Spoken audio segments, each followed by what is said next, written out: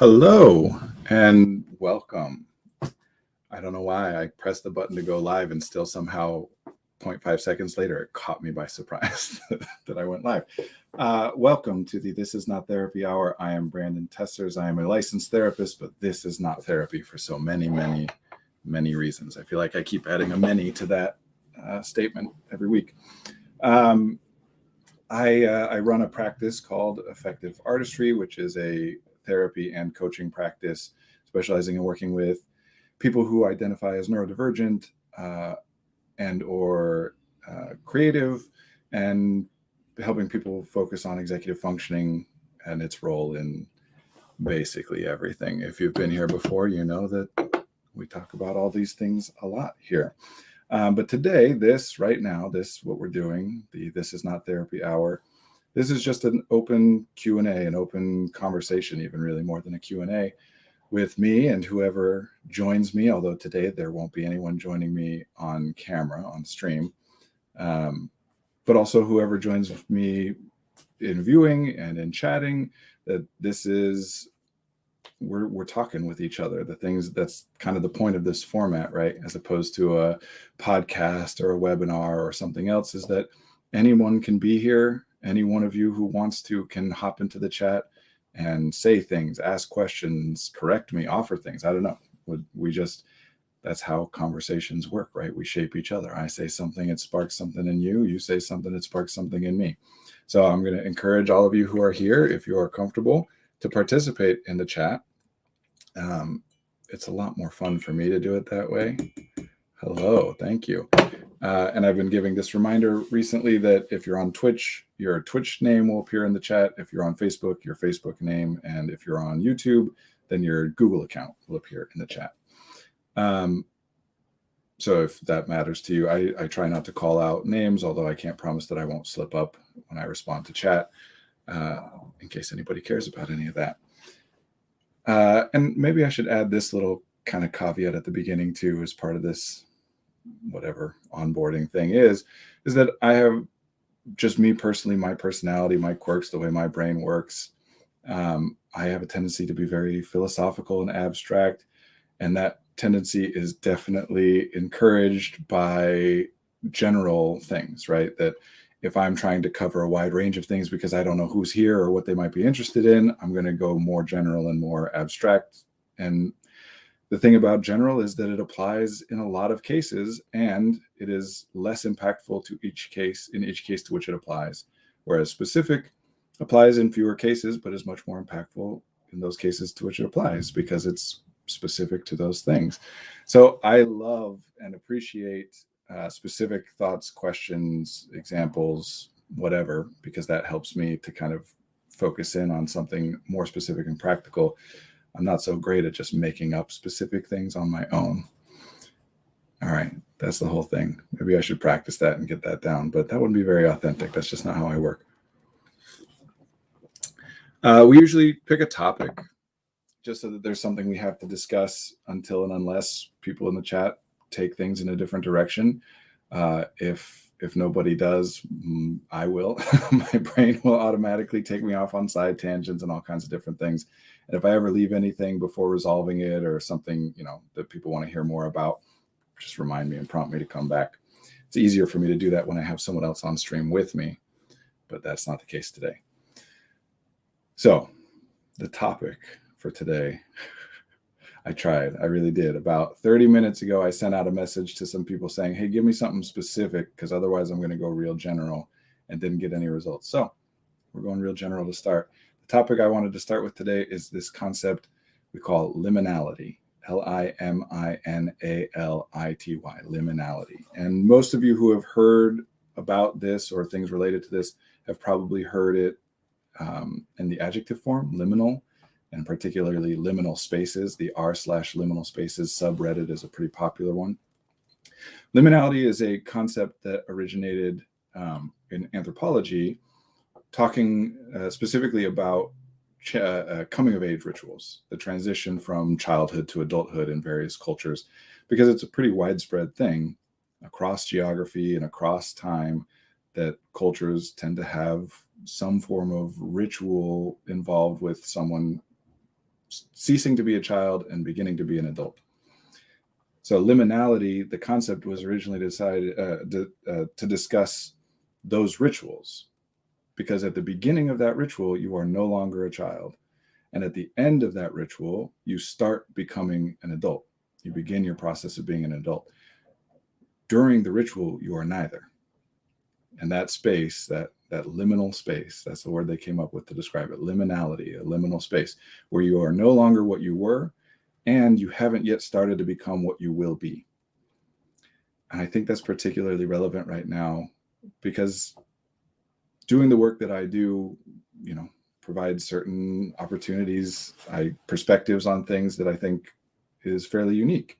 Being a therapist or, coach, or people who are educators, when you get to explore different people's lives in that level of depth, it's not an opportunity people get a lot of the time.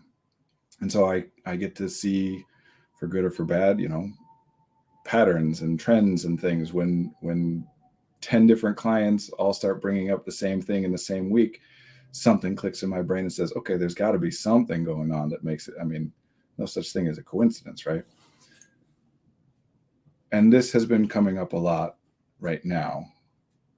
This, meaning what I'm about to describe, is a sense of looseness, uncertainty. I don't mean looseness in the sense of relaxation. I mean looseness in the sense of like, it doesn't feel to people as though everything is quite fitting into place right now.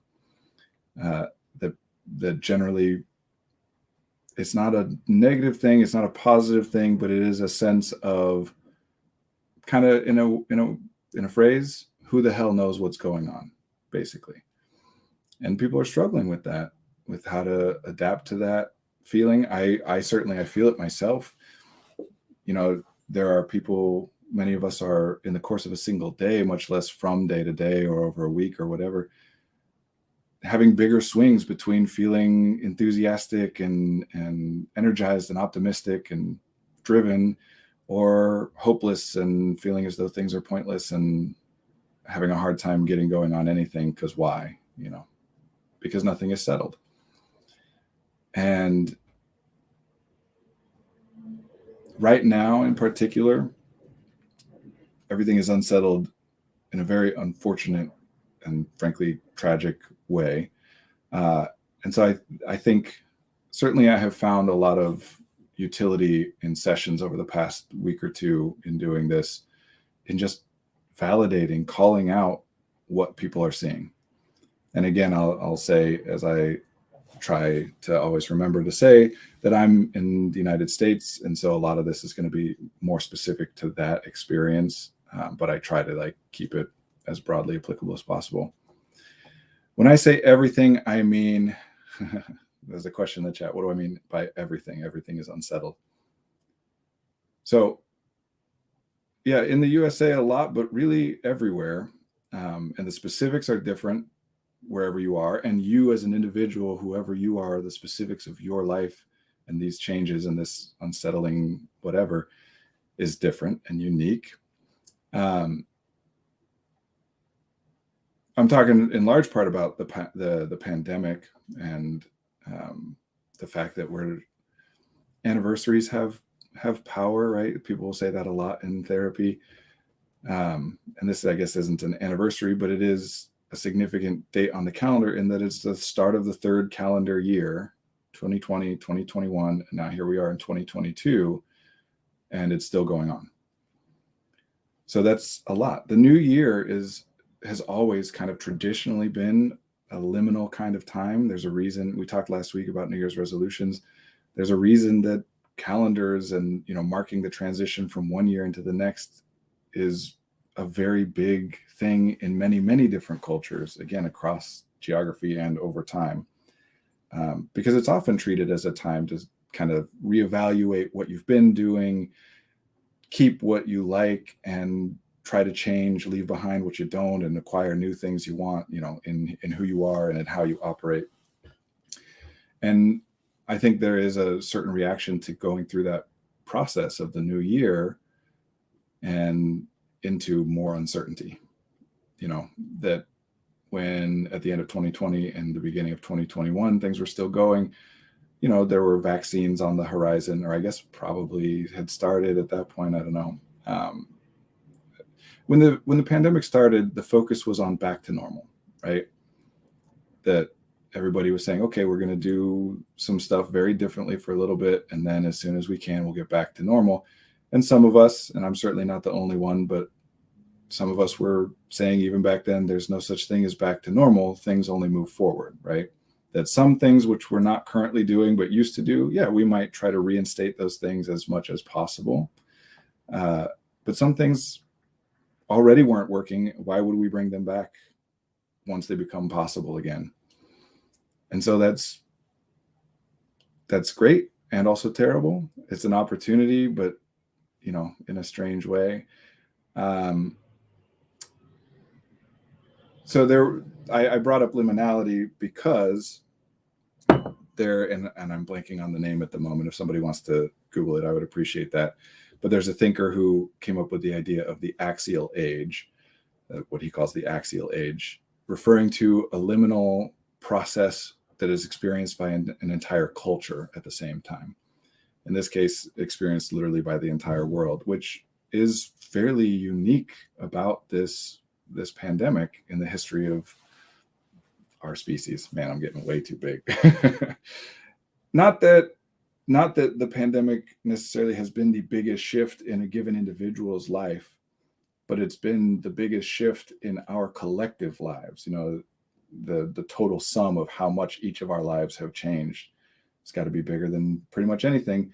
And the only other examples that you could think of that come anywhere close to it are also fairly recent things, like the invention and dissemination of digital technology and information and all that kind of stuff. Anyway, setting the stage too long. It's a liminal time. It feels unsettled for many people. We've talked in the past. Oh, right. Finish it. So at first, people were focused on back to normal. And so 2020 into 2021, I mean, of course, there was a lot of memes and jokes about, okay, 2020 was terrible. 2021 certainly will be better. And in terms of the pandemic, it wasn't. Or at least it didn't get where people were hoping that it would get. So now it's the second time we've done that, and there's not that same optimism or hope that back to normal will happen soon. And we have to readjust. I tweeted out this morning, I'll say it again now, literally nothing in your life was designed for this context. And that's technically always a true statement because the context is always shifting, but it has shifted more drastically and more quickly than ever before. Nothing, no routine of yours or anybody else's, no institution, no system, not our buildings, not our roads, nothing was designed with this context in mind. So a lot of that back to normal talk is really about, okay, I don't want to redesign all of these things. I am going to continue to do all these things that were designed for a different context in the belief or hope that at some point the context will shift again and those things will become appropriate or optimal or whatever again. We're trying to hold out. So yeah, a lot of people grab the opportunity to improve their life, like going vegan. Yeah, especially at first, again, because when it was, oh, this seems like it's kind of a break from normal life, not a good one or a relaxing one, but, kind of like a snow day, step away for a minute and come back. Snow day, that's probably an American cultural reference. Maybe not when schools are closed unexpectedly because there's too much snow.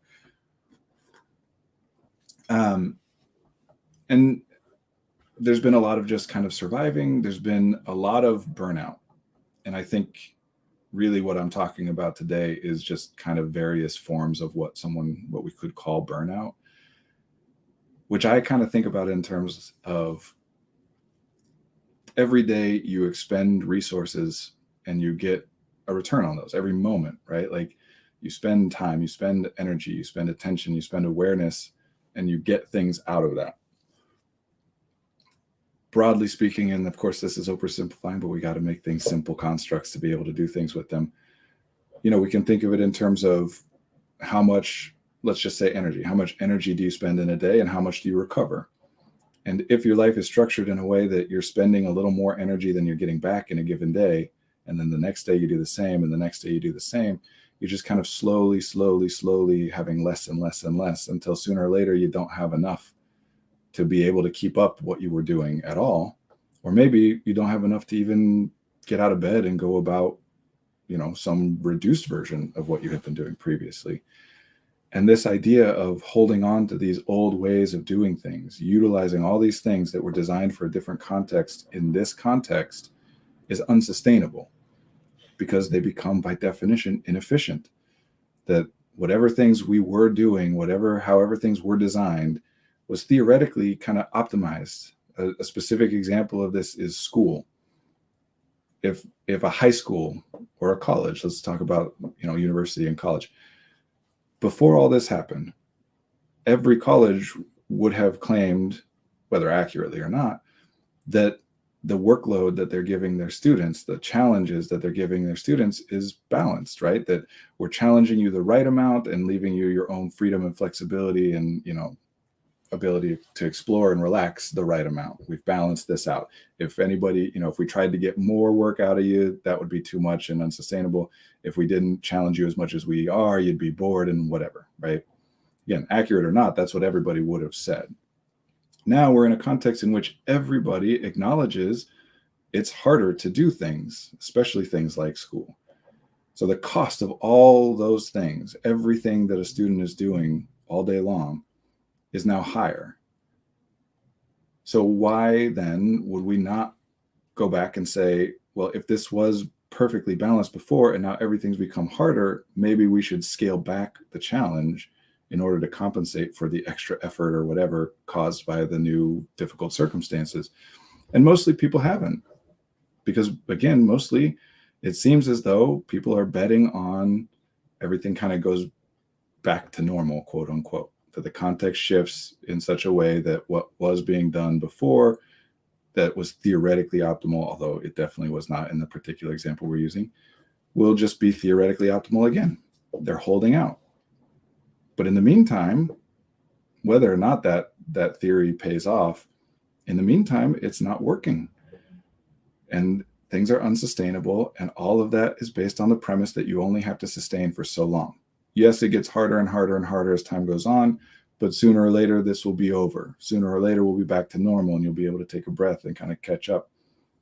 And it's still not happening. And we just don't know when or if or how things will change to a point where it's not the way that it is now, right? That I am not an expert in any of that kind of stuff, although of course I've been watching and reading as everybody has, learning as much as I can. And I know there's debate over, well, it seems like it's moving more towards consensus that this is endemic, but maybe not. And if so, blah, blah, blah, all this stuff. Nobody knows. So there's a lack of certainty about where we're going. And if you have designed your entire life, everything in your life around some reasonable expectation of what to expect later on, we've talked in the past about eudaimonic joy, right? That doing things that aren't in and of themselves enjoyable for you, but that theoretically get you closer to some goal of yours that matters to you so much that it's enjoyable to do those things because it gets you closer to what you want. Well, what if we take that away? What if we take the goal away and say, actually, you don't know if you'll ever be able to do that by the methods you've been planning on or at all. And all of a sudden now that eudaimonic joy, that sense of purpose, so abstract today, that sense of purpose, it's faltering. And it is something that, I know this is very kind of new agey or whatever, but there is real importance to that, to the concept, to the connection that you have with your future self and what you do in this moment, how it impacts that future self. And right now, your future self is a lot fuzzier than it's probably ever been, because the context in which your future self, the one that you imagine, the context in which that version of you is going to live, you have a lot less clarity than you ever had. Now, that doesn't necessarily mean that it's actually less clear than it used to be, that we used to be able to predict the future, now we can't. But it means that your awareness of the fact that you can't predict the future has increased. And so things that felt purposeful, felt meaningful, felt rewarding because they mattered in terms of working over the long term might not feel that way right now. And a lot of people are struggling with that. So that's what I'm kind of trying to get at with that talk about feeling unsettled, is this meandering sense of purposelessness of, what am I supposed to do? Why am I supposed to do it? Okay, I guess I'll do it. I don't know if it's going to pay off in that way or if it really accomplishes what I thought it would, but what else am I going to do, kind of thing. This is an axial age. It's a liminal space, whatever you want to call it. But the nice thing, the reason I started with that concept and what I love about that concept is that it's, well, in chat, you use the term opportunity, right? It's an opportunity to improve your life. Sure. It is an opportunity. It's also a burden. It's not something that, part of the reason it's an opportunity is because it doesn't happen a lot. And part of the reason it doesn't happen a lot is because it is very difficult and draining and taxing. The brain is a cognitive miser. We talk about this all the time, that the brain is a cognitive miser. It does not spend resources unless it has a reason to spend those resources, and accurate or inaccurate. We make wrong guesses all the time, but we have to have a reason there. And if we remove that reason, but we still have the resources and need to be spending them, because you don't get the option to not spend the time, for example. Time is spent at a static rate. That it opens up all kinds of questions that we had answered a long time ago. What do I want to do with my life? What do I like to do when I have some free time? What is my work schedule like? What am I trying to accomplish? Questions that we all work through over the course of our lives and find answers to. And each of us as individuals have had answers turn out to be wrong, or have had answers taken away from us as something changes. And normally that happens, one at a time-ish, spread out over time, and we can address each one. Right now, it's a lot happening all at once. And so it's an opportunity and it's a burden to have to re-explore very difficult and complex and nuanced questions that we thought we had answered already. What do you want to do with your life? Imagine that you're a student in the United States who has been told for the entirety of your academic career, since kindergarten, if not even earlier, that the goal of education is to get into college, right? People will answer that question very differently. What's the goal of education? To educate, to create citizens, blah, blah, blah. But in practicality, well, high schools base their metrics of success around college attendance and completion. And the role of high schools, therefore, has shifted into preparing people for university. The role of middle schools is to prepare people for high school, and elementary schools to prepare people for middle schools. It's all built around that. What if all of a sudden one day universities didn't exist anymore? This is a hypothetical. I'm not predicting that happening. And you've been spending the last 12 years of your life working towards something, making sacrifices, doing homework, pushing yourself to get that good grade. I got to get good grades so I can get into a good school, so I can get a good job. And it changes. Then what do? That's kind of that liminality that I'm talking about anyway. I'm sure other people would quibble with my usage of the term. We've talked before about there being two ways to plan a journey, right? Either you can survey all of the potential destinations, the possible destinations, choose which one you most want to go to, and then work backwards and plan your trip from there. I want to go to Paris. So if I want to go to Paris, well, then that means I got to go, I got to fly there. And if I got to fly there, that means I got to pay for this ticket, and et cetera, et cetera.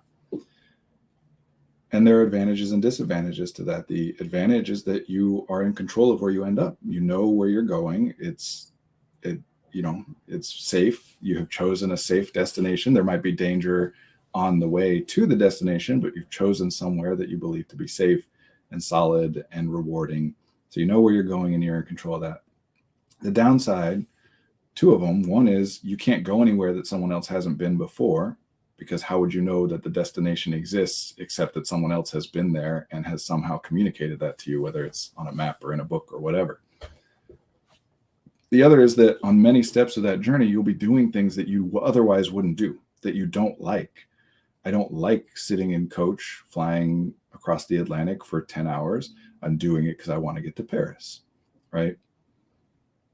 The other way of doing a journey is to stay where you are, to start where you're starting, look around at everything that you can see and say, of all the things I can see, that's the thing that looks most interesting to me. So I'm going to go in that direction. And every step you take, it gives you new perspectives. You pass an obstacle and it opens up a new viewpoint. You see more as you go along. And maybe you get to that original place and stay there for a while, or say, okay, now where? Or maybe on the way there, you see something new that you didn't see from your original starting point and say, oh, wait, never mind. This is much better. I'm going over there. And the advantage of that is that nobody else has to have been where you're going. You can go someplace nobody else has ever been, because you're just figuring it out and discovering it on your own. And that every step of the way, you're doing, of all the things, the options that you have that you're aware of, you're doing whichever one you would want to most do. So that's nice. The disadvantage, of course, is that you have no control over where you end up. It's uncertainty. You may end up in a place that's terrible and try to backtrack, but maybe you won't be able to. You may end up in a place that's good, but then become aware of another place that you could have gone that's even better. And then what? How do I regret this choice instead of that choice? You just don't know. That's a disadvantage. And we try to balance these things, right? It's not like we actually only do one strictly or the other. We are constantly, in this metaphorical way of using it, doing both. We're hearing about things and learning about things from other people that modify our journeys and our destinations. And also, every step we take, we're also paying attention to our environment and adapting and changing based on what it is that we're seeing and experiencing. But right now, everybody's kind of been shunted more towards that second way than they were before. So imagine, in this metaphor, if I've been building my life that first way, which most people do in when they exist in a context of safety and stability, to some degree, right? That when things are dangerous, obviously nobody's trying to think very far ahead. When your house catches on fire, you're not thinking about what your property value will be in 10 years, right? But when you have some safety and stability, that's a time that we can engage the intellect and start looking at positive aims and say, what things do I want? And look beyond what we're able to see right then and there in the moment. So to some extent, we've all done that. And some of us, most of us, honestly, most people pick their careers from a fairly limited set of careers, right? As children, we're presented, you can do this and this and this and that. Look at television and movies, and how many of them are about lawyers or architects or police officers, or just kind of the general umbrella of office worker, 9-to-5 business person, even though each business or different roles are slightly different. What I do is not a thing that existed until I made it. Not being a therapist, obviously, there's lots of therapists and there's coaches, but this specific way of doing it, this specific environment of this company and the people that I work with and the goals that I'm pursuing, and I made it. So when people ask, how did you get there? I can tell the story, but it's not going to be of any use to you because you can't replicate the journey. As opposed to, if you want to be a lawyer, go X, Y, and Z. And of course, there's variation. I'm not trying to minimize anything. That's honestly a big part of the struggle right now, is we want to normalize what's happening because we are all struggling with certain elements of this, like what we're talking about right now, the changes.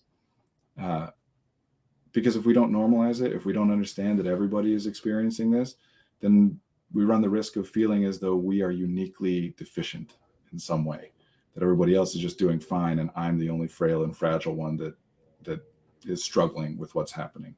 And that's not true. So we want to normalize it and make it clear that this is difficult across the board. Doesn't mean the exact same level of difficulty, doesn't obviously mean the same exact struggles. So we don't want to minimize it and say, get over yourself, everybody's struggling, your individual struggles don't matter, because that's not true.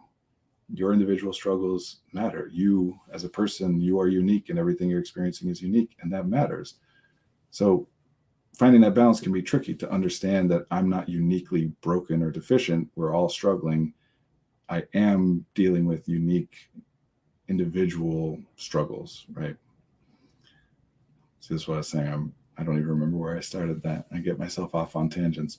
If anybody remembers, let me know, because I feel like I left something unresolved there. Anyway, imagine that you have lived your life that first way, right? that you planned everything, built everything.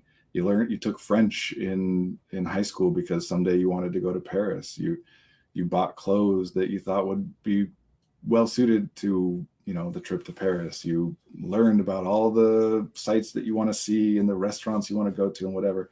And then one day, this metaphor got real dark real fast, but one day Paris just no longer exists for whatever, meteor falls from the sky, it's gone.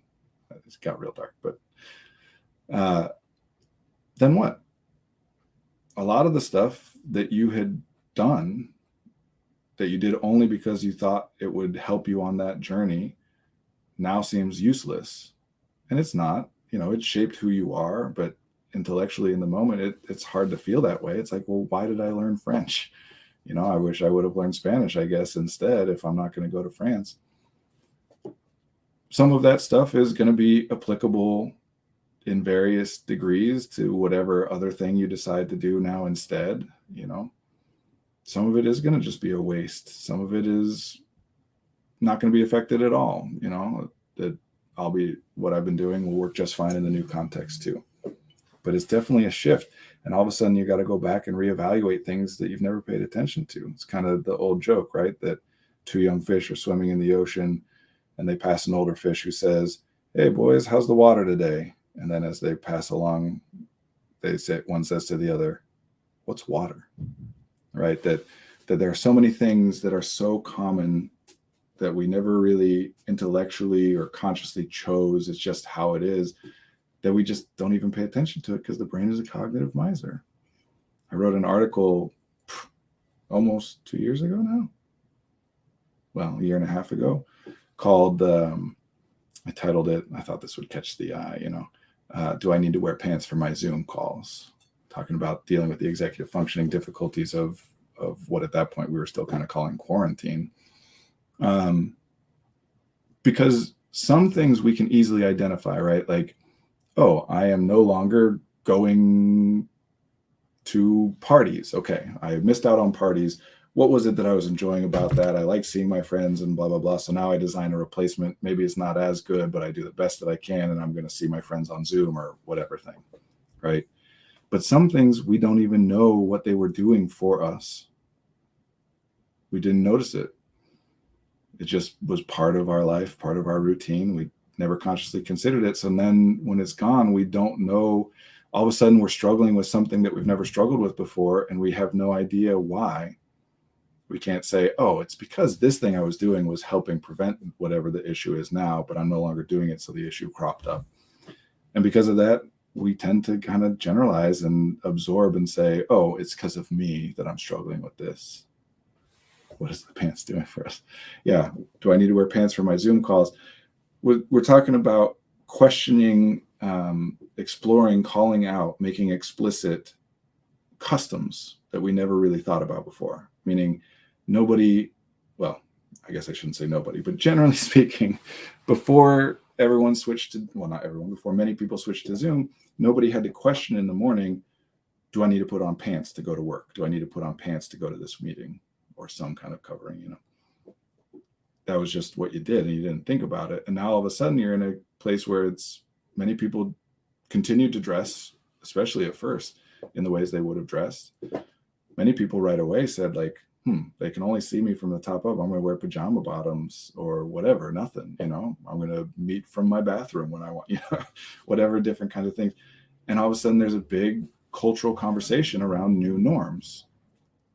Why were we doing it the way that we were doing it? What value did it bring? How can we replace that value, et cetera, et cetera? No. Yeah, well, it happened. It definitely happened. Not for me, just to be clear. I did not. Meeting with clients as a therapist is a very different and specific thing than other kinds of Zoom meetings, obviously. Yeah, we don't know. I'm not going to remember this story super well, but I'm going to do my best. Here in Chicago, I'm in the Chicagoland area. There's a famous, and I can't even remember the name of the company, but a famous company that makes sausages. I wish I could remember it. Anyway, There was this company that made sausages, and they were building a new factory. They were moving their production from the place that they'd been for decades to a new updated facility, all kinds of things better. And obviously, as part of that, they did a study about, okay, let's make sure we don't want the sausages to change. We don't want the flavor to be different in the new factory. So let's make sure that we, for example, source our water, right? Like know what water we're using now and what it contains so that when we move to the new place, we can replicate that. Let's make sure that we, they're trying to question everything about their process so that they make sure to replicate that in the new place so that nothing changes. And then they move factories and the sausages were different. And they could not figure out why. They spent so long, so much money, so many person hours exploring what did we do before, what are we doing now, where is the difference? Obviously, there must be one because the result is different. Until finally, what they realized was in the old, and it was somebody who wasn't on the team, right? Somebody who was on the factory floor pointed this out to them.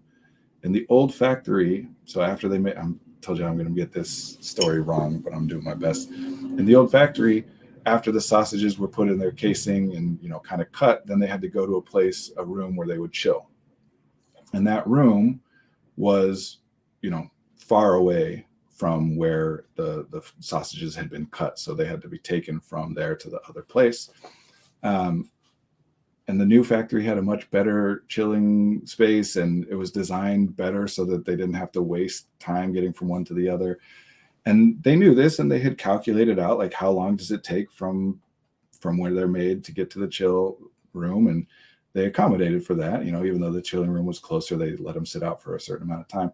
What they didn't know, what they forgot to take a look at, is that an employee was the one responsible for taking the sausages from where they were made into the place where they're chilled, and that person loved to just stop and chat with everybody along the way. So they designed around what it theoretically takes, what time it takes to get from point A to point B. But that was 7 minutes, and it actually took 40 minutes because he would stop and chat with his friends along the way. And as soon as they realized that, they adjusted their process and delayed the time, and it went right back to tasting how it tasted.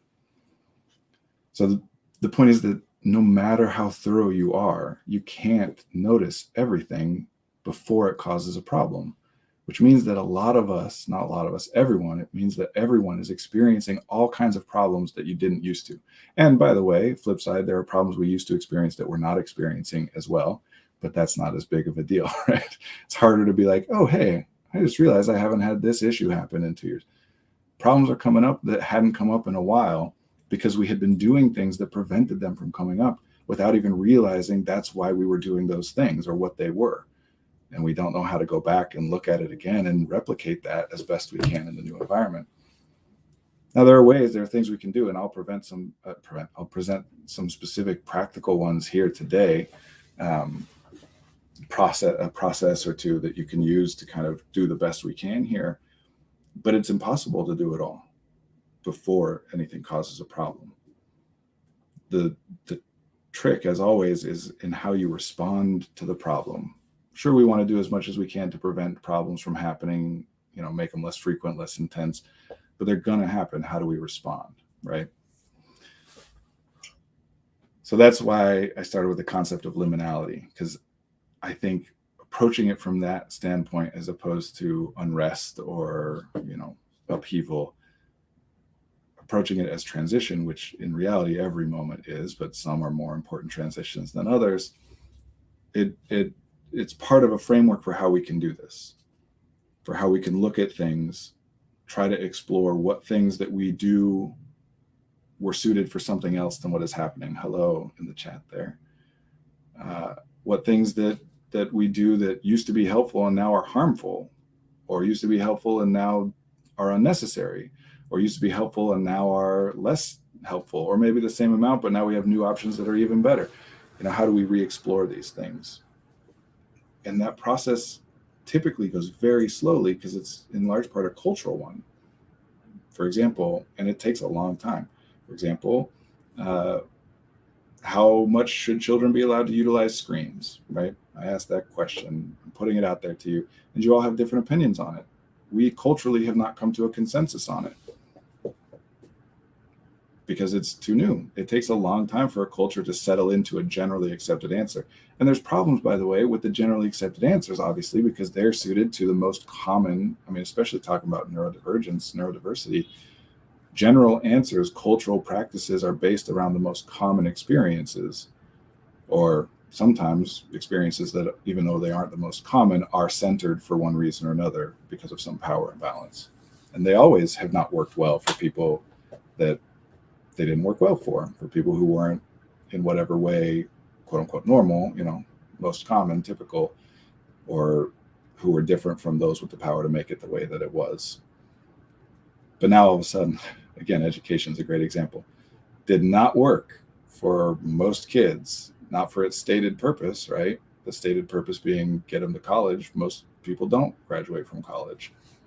It hadn't been working. And of course, there's variation in this, and it worked much less for some. Well, not even just worked less, it straight up caused great harm and suffering to people, and some, more to some than others. But now all of a sudden, even the majority for whom it was working, it's not working for them. Things that had been problematic for a long time, well, now it's just more clear to everybody, the problems. And of course, some people respond to that by saying, nope, it's not a problem. Some people respond to all of this by just saying, nope, it is normal right now. I refuse to acknowledge the fact that it is different than it ever was. You guys are being ridiculous by pretending that things aren't the way they've always been. I don't make it secretive, my personal, political beliefs and things like that. So we want to develop all this stuff, and I don't know, maybe there's time to get into it, but I'll skip it, at least for now. We don't super need to get more into detail about why all these things have happened, but they all happened for reasons, things that made sense even when they caused harm. It made sense to the people instituting it, for whatever their purposes were. But what happens later when the context changes? How do we revisit it and see? Another great example in this particular context is shaking hands, which, is not common cultural practice everywhere in the world, but in the United States, at least, for sure. If you asked somebody, if you put together a team of people and said, you need to design the greeting that people will most commonly use when they meet strangers or people they don't know well, for the first time. If you asked somebody to design that after we understood germ theory, nobody would ever come up with shaking hands. It's obviously problematic. But when the practice started, nobody knew about germs. We don't, I guess, really know. I've looked into this, and there doesn't seem to be consensus on where shaking hands started and why. But one of the kind of more widely held theories is that when you're approaching a stranger traveling, which is a very dangerous, you're away from your community, you're very vulnerable when you're traveling. And it's kind of a mutual vulnerability if two strangers are approaching each other out on the road. And so how do those two people communicate to each other to say, I am not a danger to you, or you a danger to me? No, you're not. Okay. So waving hands is part of that, showing, hey, look, my hand's in the air. I'm not holding any weapon. I'm not intending you harm. And shaking hands, when you get close enough and are at your most vulnerable, is even more, because again, it's mutual vulnerability. If I intended to harm you, why would I let you hold onto my hand right now? That would really limit my ability to do that and make it so that you could not only, but I'm holding your hand too, right? So it makes sense in that context. But then things change. We learn more, and we just keep doing it anyway. This is a process called intergenerational transmission. Humans learn primarily by watching other humans, especially parents and children, or adults and children, in a context. So when people start doing things, the kids aren't saying, well, why do you do that? Just to make sure and see if I need to do it or not. We do it too. And then we grow up and we're still doing it. So then the kids that watch us do it, and so on and so forth. And now they're causing problems. So how do we take a look at all that? So I said I would get to some frameworks. Here's the big one that I want to present today. And it's in the initial stages just descriptive. It's just how the brain works. When you were looking at the brain as an information management system, which is only part of what the brain does, obviously, but it's the part that we're mostly usually focused on because it's the part that consciousness, is a part of that process. How does information get in? What do we do with information when it's in there? Store it, retrieve it, and then how do we utilize that information in order to guide our actions, etc. So I divide that up, and anybody who's been here for a while knows that I love alliteration and little pithy things. I make fun of myself for it by calling it corporate speak, but I love it. So I call it acquisition, arrangement, application, the 3 A's: data acquisition, data arrangement, data application. Acquisition is, how does data, information from the environment, how do we get that and bring it in to our awareness, into consciousness, and be able to utilize it, remember it, etc. Arrangement is, once we have data in here, we no longer need to interact with the environment. We can just take different pieces of data and pull them apart and recombine them in different ways and say, well, what if I tried this? Or what if I did that? Maybe if I worded it this way, or, we just arrange and rearrange and run scenarios in our heads, like we've talked about a lot. And then application is, once we have settled on, okay, yep, that's the way I want to go. That's the intention. I want to do that. Then executive functioning takes over again, theoretically translates that conscious intention into actual instructions for action, so that we then go do whatever we intended to do. And we don't do what we intended to do a lot. And that's always an issue of executive functioning. Acquisition, arrangement, application. Here is the most important part of all this. And by the way, the less, word nerdy, cutesy way to talk about this is observation, thought, and action, right? So maybe I'll use those words too, because they're simpler, and even though I find them less pleasing. Of data, acquisition, arrangement, application of data. Information. Ideas, a question in chat there. Ideas is something that happens just purely in arrangement. Ideas are, it's cognition. It's things that we're combining different elements of things. So the most important place to start here is that you cannot make up new information in your head. You can arrange and rearrange and create new compositions, kind of the saying, there's nothing new under the sun, right? That artists and writers in particular will talk a lot about, no, you don't do anything new. Any character you ever wrote, somebody else wrote basically that same character. Any plot you come up with, you don't invent new words to tell your story. You just combine those words and those tropes and those ideas in new and intriguing ways to accomplish whatever purpose you're trying to accomplish. People get stuck on this a lot because thinking is useful, because we get to take all the data that we have and come up, try different options, explore and think about different possibilities. But you cannot get new information by thinking about it. New information comes through the senses from the environment. And a lot of that is through language or communication, which, the sound I'm saying is coming in from the environment through the senses, but then is translated and connected to something internally, and it pulls up something that isn't in the environment. If I say a campfire, for example, that's not here and you're not observing, we can still pull that concept up into working memory because I have said, I've used that language. So you can only get new information from the environment, and we can subdivide that into two things. Either you observe it directly, it physically exists and is giving off some kind of stimuli that you're detecting in the environment, or somebody is sharing that information through language with you. So even though the thing that itself doesn't exist in the environment, the language does. In other words, you can only learn things, new things, by either experiencing something or by being taught about it from someone else. Once you learn about things, you can do all kinds of stuff with it. And then arrangement is when you do that, right? And some of us, we jump to that more quickly and we utilize it more often, or we do it more efficiently, which has its upsides and downsides. There's a reason that there's a correlation between IQ and neurosis or whatever, anxiety. So that key point of, you can't make up information in your head, you just come up with new combinations of information that you've acquired, is important. And then application is, we come up with our best idea and we try it and see what happens. So what this means is, I like to think of it as ask once, then ask why. You are allowed to ask yourself or anybody else to do anything you want without understanding why. Just saying, this is the way it's meant to be done, or I want it to happen that way. Come on, self, let's eat less red meat.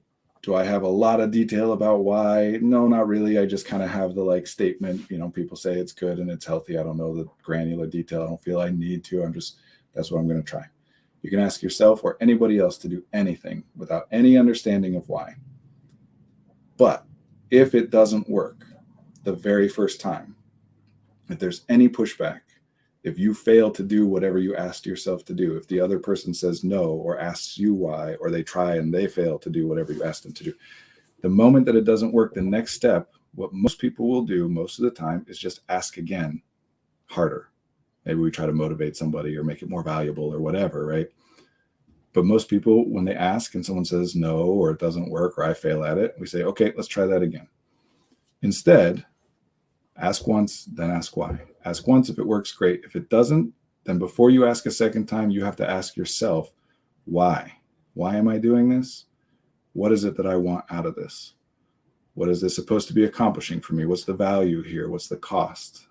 What does this relate to? Whatever you need to until you come up with an answer. This is, by the way, a very effective both education and, leadership, whatever you want to call it, management practices, and also really effective parenting practices. If you say, hey, stop doing that, they say, why? Just stop it, just because. They might stop, but they have no idea why. And so they'll probably do it again. There was a reason they were doing it in the first place. Something about it seemed interesting or helpful or beneficial or valuable in some way. So they'll probably do it again in the future when you're not there to say no again. But if they say why, and you say, well, because this is why, because if you do that, see that thing right there, it's not connected, it might fall on you and hurt you. Oh, okay. Then they're much more likely to internalize that data and carry it forward. But we're talking mostly right now today about us as individuals. If I ask myself, okay, Brandon, you're going to work out every day. If I ask that, if I make that request and it's that simple and I just do it, awesome. And if I don't, if I miss a day, rather than saying, okay, try again, we're going to do it every day, then I got to step back and say, why am I doing this again? Because if I know why, then I can start to look at, are there any other ways that are better suited for me and for this context to get me what I'm trying to get there, right? If I want to work out just because I need to be energized in the morning and I wake up slow and I got meetings to get to and I got to perk myself up, well, the working out hasn't been working. What about trying some tea in the morning and see if that works? If that doesn't work, what about singing in the morning? Maybe I do end up going back and saying, no, working out, everything else I've tried, nothing else. Even if I'm just cognitively kind of thinking it through, trying, running scenarios. What if I this? Nah. What if I this? Nah. And I might end up coming back and saying, nope, it's got to be this. But at least I know why and that I've explored other possibilities. That's how we can get this liminality thing kind of going in a more helpful direction, a more consistent direction. You can't anticipate every problem. You will notice problems because that's the whole point of what a problem is. It imposes itself on your experience, something that you wanted or didn't want, it's going differently than you wanted it to. So you notice it. It's very, very, very inefficient to try and cover all of your bases beforehand. How could you possibly know? If any of you ever took, for example, the SAT or some similar kind of standardized test that involves vocabulary and just tried to learn and memorize like hundreds of vocabulary words in case they might be used, incredibly inefficient. The vast majority of the work that you're putting in is useless. Most of those words, if not all of them, aren't going to come up on the test. What's efficient is when you observe a problem to then respond to it and try and figure it out. You have the most information at that point. Now, some problems are so big that we don't want to wait. I'm not saying don't ever do anything preemptively, just, do whatever the hell you want. And then when no, some problems are huge. Dying is a pretty big one, right? And so, of course, we want to do things in advance. We just have to recognize that that's an inefficient way to do things. So something's got to be pretty glaringly obvious that it's a potential of being a problem. And the problem that it might be has to be pretty big for it to be worth us building a lot of our lives around preemptively. Otherwise, just accept that problems are going to arise. You're going to intend to do things and then not do them. You're going to make plans and then those plans are going to fall apart, either because of something you missed or because the context changes in a way that you didn't anticipate, even if the change is oh, it turns out I'm a lot more tired at night than I thought I was, that I thought I would be when I decided I was going to write tonight. So that's the ask once. You tried it. Then when it happens, you got to say then to the cognitive miser, your brain, you got to say, all right, why am I doing this? Why did I want to write tonight? Well, because I want to write a book. Okay, is there another way that I could write a book? Another time that I could write? And I might explore it all and be like, no, this is still the only time. Okay, then I can try it again. If it fails again and I still haven't come up with a new idea, then I'm going to say, well, why did I want to write a book? Because maybe I can skip that step, and whatever I was trying to accomplish there, maybe I can accomplish that. The number of writers that I have worked with as clients, by the way, just since I brought up this specific example, who hate writing, but love telling stories and are trying to be writers because it's the only way they can think of to tell the stories that they want to tell, right? That they love creating characters and settings and plots, and they want to share those things with people, and they don't know of any other way to do that besides trying to write a book, because that's kind of a default way to do that. But they hate writing. It's not something they're well suited to or that they enjoy. And then they get stuck, though, because now the problem isn't how do I tell my stories? I already gave my brain an answer. The cognitive miser, my brain said, how do I tell these stories? Well, you write about it. Okay, never going to look at that question again. We have the answer. We got to write about it. So let's do that. And every struggle I have in writing, I'm addressing as a problem with writing, instead of looking at and saying, maybe I don't want to write. Maybe there's another way to get at what I'm trying to do. And again, this is something that neurodivergent people and anybody who is in any way different from the norm, the centered experience, have more experience with. The more ways in which you differ from the norm, the more experience you have with being told that the way to accomplish whatever you're trying to accomplish is to do X, Y, and Z, trying to do X, Y, and Z, and it doesn't work. It doesn't enable you to accomplish what you're trying to accomplish. And then getting stuck on, well, but that's it. I want to do it.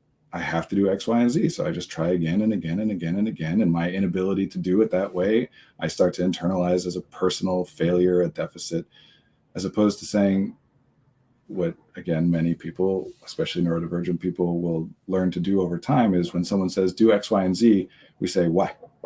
Why? I'm not challenging you. I'm open to it. That's fine. I just want to know why, because a lot of the time I do X, Y, and Z, and then turns out that whatever I was supposed to accomplish, I didn't. So maybe if you just tell me what you want me to accomplish, I might know a better way to get there for myself instead of X, Y, Z. Acquisition, arrangement, application. So you notice the problem, that's acquisition. Then arrangement, we explore, why am I doing this? What other ways can I accomplish what I'm trying to accomplish here?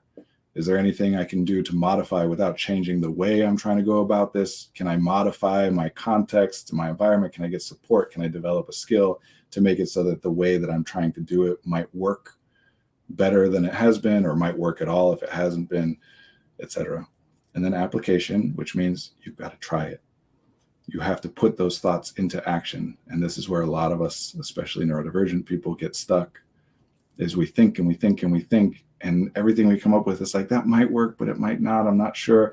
I want to keep thinking. I'm going to rearrange this data more and more and more until I come up with a better idea that I feel more confident about. But the law of diminishing returns, every unit of a resource that you spend in pursuit of that provides less benefit to you than the previous unit of that resource that you spent.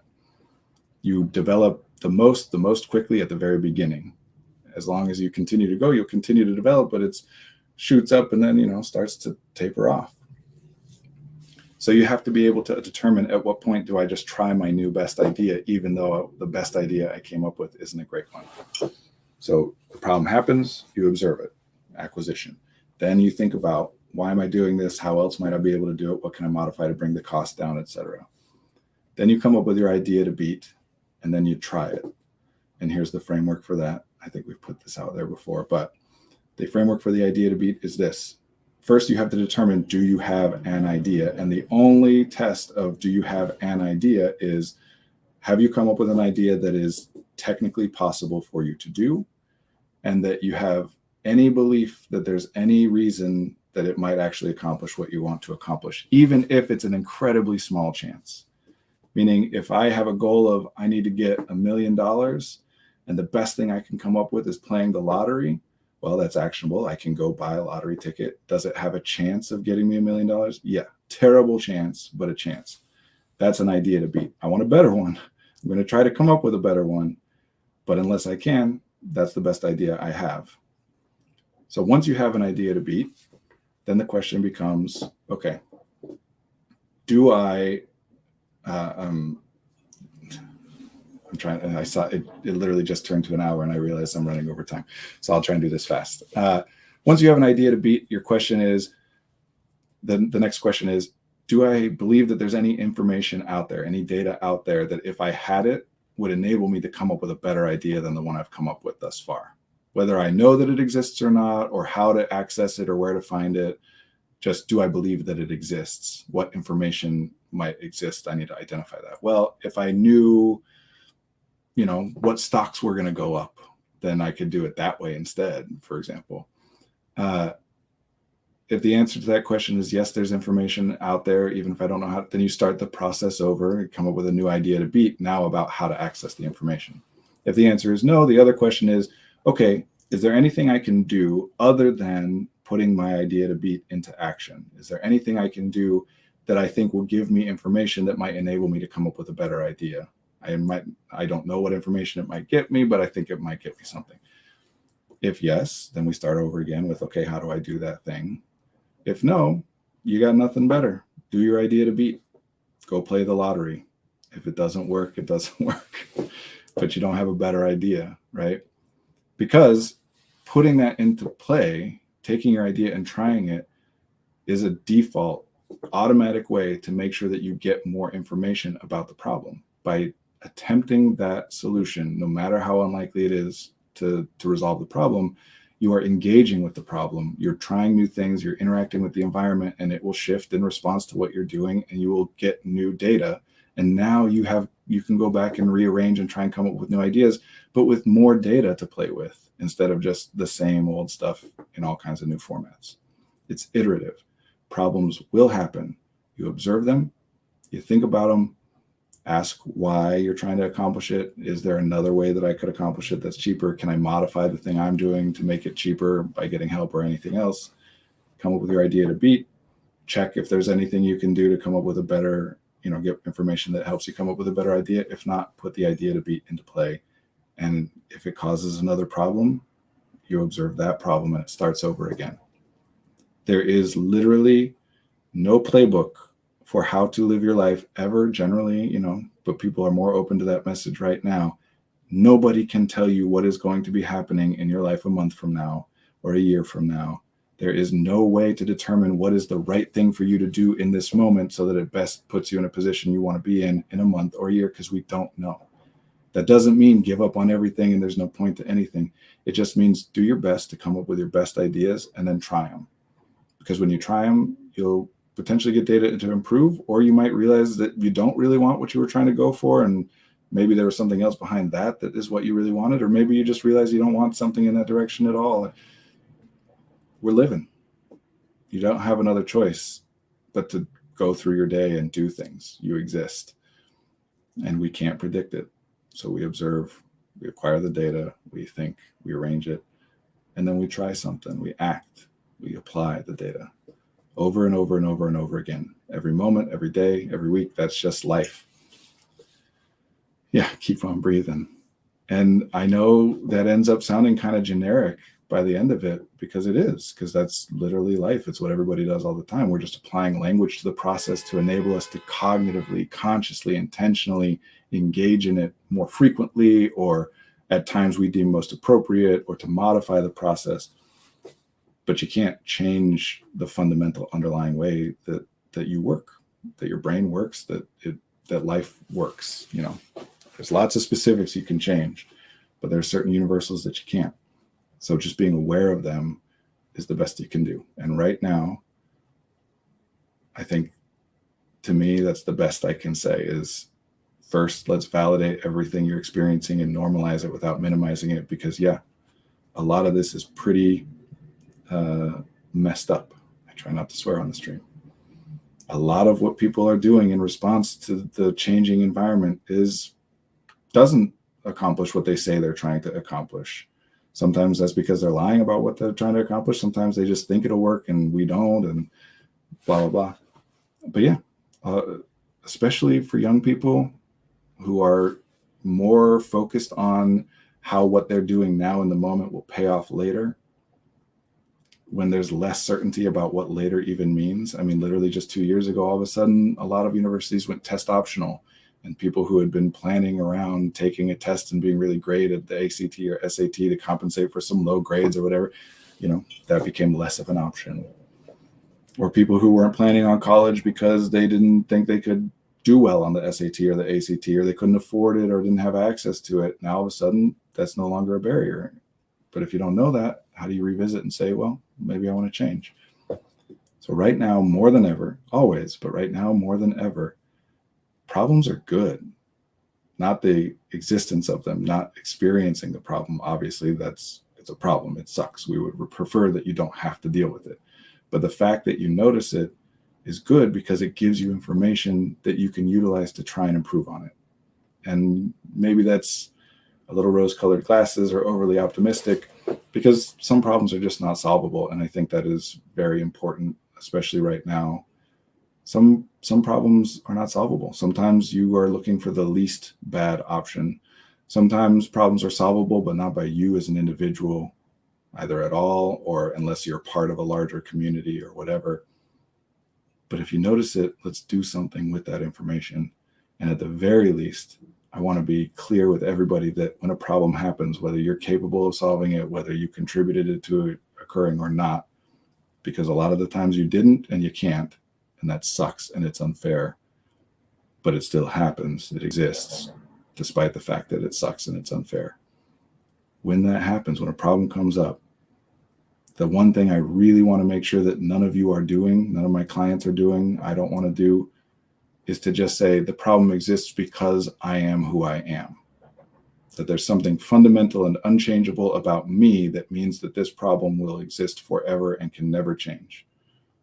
Because that's when the brain, the cognitive miser, says, well, we have our answer. It's not worth looking at, seeing whether I can do anything here ever again. And I'll say this for some people who maybe align with me ideologically a little bit more, because I want to acknowledge all this. Despair is a tool of the oppressor. It's all well and good and very, intellectual and morally superior sometimes to say, well, there's no point in X, there's no point in Y, there's no point in Z, because nothing's ever going to change. Well, that serves the status quo. If you don't believe that anything can change, if you don't believe there's any point in trying anything, that's what the oppressor wants, right? Despair is a tool of the oppressor. That in I'm going to butcher this quote. I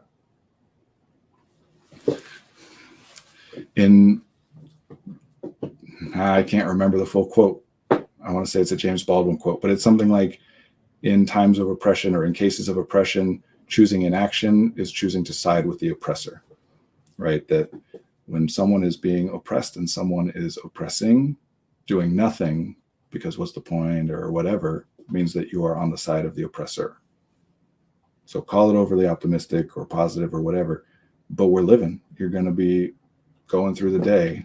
So why not try and spend it in a way that at least gives you some shot at making things more the way you want them to be, even if you don't think it's very likely. What else are you going to do? Might as well try, right? Now, of course, some attempts have costs and risks associated. I don't mean like try anything, I'm just saying find something that seems worth trying and safe to try and that you can afford and whatever. And if there's nothing, at least you can keep thinking about, okay, well, I couldn't come up with anything right now, but tomorrow I'll have more information. Maybe it won't be useful. Maybe it won't enable me to come up with anything better, but I don't know. Tomorrow I'll have more information. Tomorrow the context will be different. Keep checking in. Don't just accept that whatever things are existing in your life, in your world, in your context that you don't like, that they must be that way and will always be that way.